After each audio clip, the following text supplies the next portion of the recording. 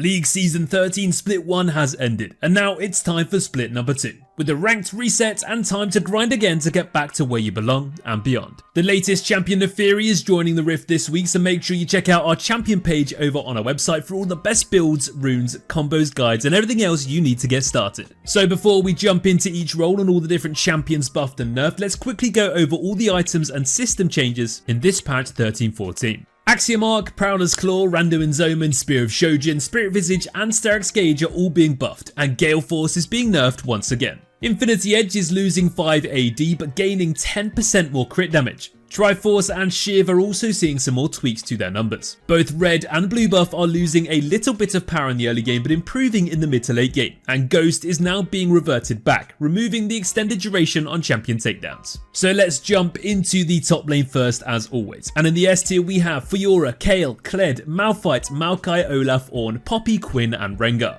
Aatrox has been a bit underwhelming for a while now after Riot hit that sustain pretty hard. So this patch they're buffing his Q damage and his minion damage with this ability later on too. This guy can be a super scary top lane carry once he gets a bit too far ahead, dealing some insane damage and taking on multiple enemies at once if played well enough. His win rate hasn't really been that impressive recently though, and he's been chilling out in the B tier. In the right hands though, he can be a bit of a menace, and this will only improve with a few buffs. Jax on the other hand though has been in those top tiers for months now ever since his update, and there's always been a spot for him in the top lane amongst all those other super strong champions. This patch Jax has had his E cooldown increased slightly and the mana cost of his ultimate increased from 50 to 100. These minor changes aren't going to make too much difference though, and we don't expect Jax to fall off too much. He's still a really consistent option in the top lane, and in the right matchups can be incredibly hard to deal with. So if you do enjoy Jax, just keep playing him. Volibear hasn't really been around too much so far this season though. In recent years he's been a really strong jungler and a pocket pick in the top lane, and now Riot are giving him some love to hopefully bring him back into the picture. To be honest, his jungle stats aren't actually that bad at the moment, but his popularity is still very low, and in the top lane it's even lower. Riot are buffing his passive AP ratio, his W's healing and shipping a quality of life change to his Q's auto attacks after stunning at high attack speeds. Now Volibear is not a champion you will have seen too often recently, but don't underestimate just how scary he can actually be. He has a ton of damage, healing, shields and dive with his ultimate, so watch out from this patch as it may be time for him to make a bit of a revival. These buffs have brought him back into the B tier in the top lane, and let's see just how much difference they actually make.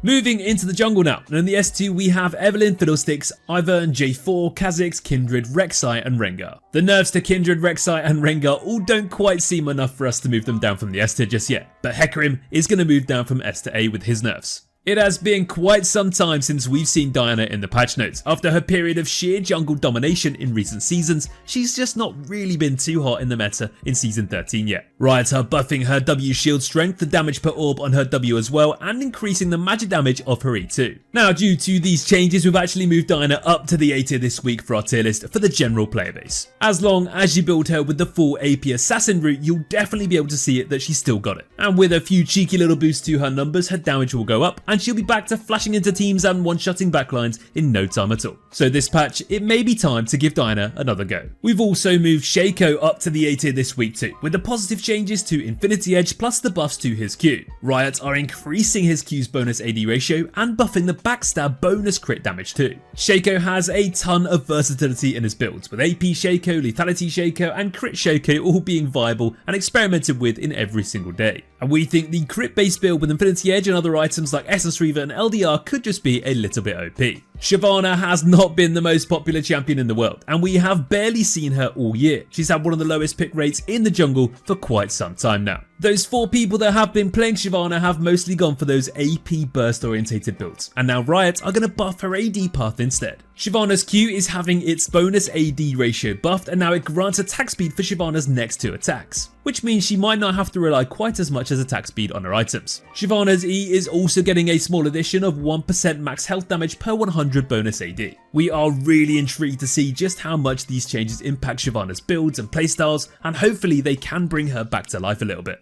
Rek'Sai has been one of the best champions in the game over the last few months, and despite Riot's first few attempts to nerf her, they didn't really make too much difference. This patch they've nerfed her W's unburrowed base damage and her E damage too, all in an attempt to make her a little bit less obnoxious in the early game. Rek'Sai needs and loves to get ahead early to really be impactful, so hitting her early game numbers is a great attempt to prevent her from popping off so consistently. But unfortunately, we still don't feel that these changes will be enough to hit her hard enough. She's just been that good recently, but hopefully we'll be happy to be proven wrong.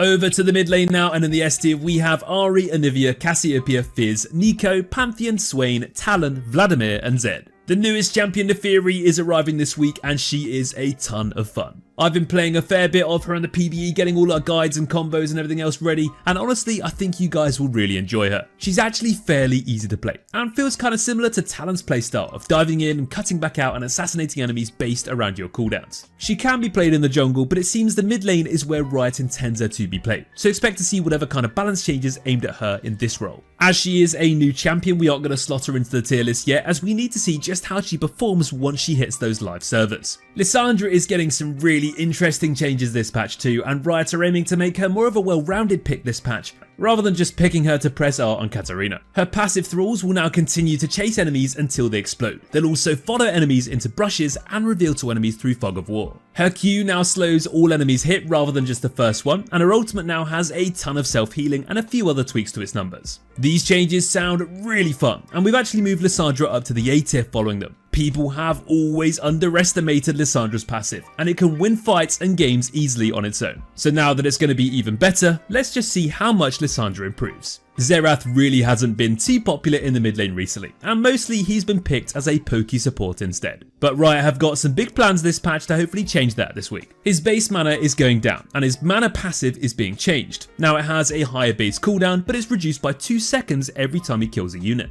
And finally, he can now proc it on towers too. This means he will run out of mana sooner unless he's farming waves and using that passive more often. So as you'd expect, this nerf supports Xerath, but it buffs mid Xerath. His ultimate is also getting some changes. The number of casts is now 4 at level 6, 5 at level 11, and 6 at level 16. Up 1 at every rank from 3, 4, and 5. The damage is a little bit lower because of this, however, now there's a new passive effect called Successive Snipes, which rewards you for hitting more ultimates on the same targets. This is going to be absolutely awesome when you're hitting entire teams with those ultimates. So overall, some really positive changes here for any Xerath mid enjoyers.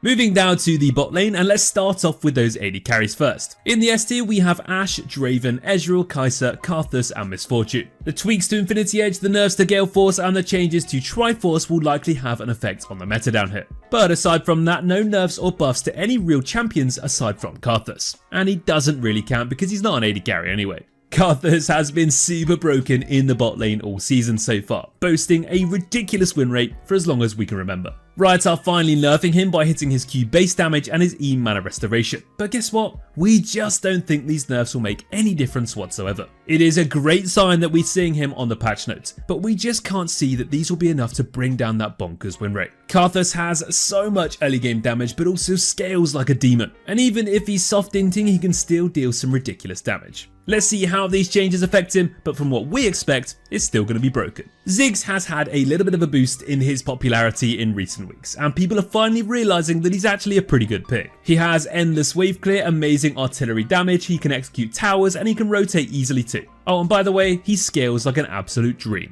Ziggs is the ultimate safe pick bot lane mage, especially when you have a lack of magic damage elsewhere. He can be such a key way to secure the bot side and scale into the late game. He's also a lot of fun to play too, just chilling, sitting back, firing some bombs out and watching enemies melt in front of your eyes. So if you haven't tried him yet, give him a go. This could be the patch that kills Jhin off for a while after so many years of consistency in those top tiers, and he may actually have a period of downtime. Gale Force has been nerfed yet again, and Jhin already hasn't really been having the best few months recently. It'll be really interesting to see if Infinity Edge Jhin comes back, but without that extra burst and mobility from Gale Force, will it actually be viable? Time will tell, but I think some build experimentation will be in order to find out the best way to play him this patch. Finally, let's have a look at those supports, and in the S tier we have Blitzcrank, Janna, Maokai, Nautilus, Rakan, Rel, Senna, Sona, Soraka and Thresh. The changes to Xerath are suiting more for the mid lane, so he's moved down a tier as a support. Zyra is getting some funky adjustments this patch too, with some quality of life changes to make her feel smoother and less clunky. Her passive is getting some tweaks to its damage numbers. Her W is now 2 seeds on the first rank up rather than 1. Her E no longer locks Zyra out of using flash during its cast time, and her ultimate now casts differently, casting immediately at her max range rather than pathing to the position it was cast in. So not a crazy amount of balance changes, and more of an attempt to update her a bit and just make her feel equal to those other modern champions. Zyra main should definitely be happy with these adjustments though, once they get used to them, because we all know just how loyal the Zyra playbase is, and any change is always a bit scary.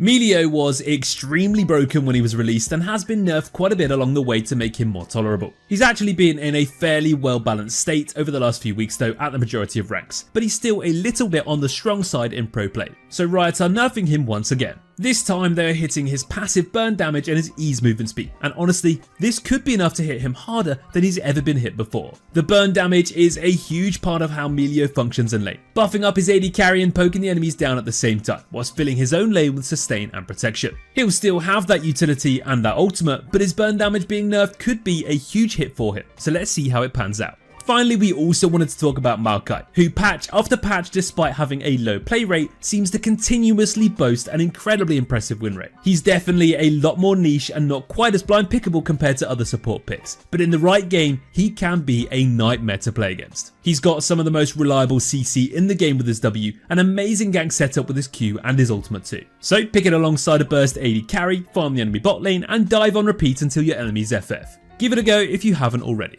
And that's going to bring us to the end of our patch 13-14 tier list. We wish you the best of luck with your ranked adventures this split and enjoy the new arena game mode coming too. Don't forget to check out our arena pages too, where you can see tier lists for champions, builds and augments and everything else you need to know. Thanks everybody for tuning in, and as always guys, take care.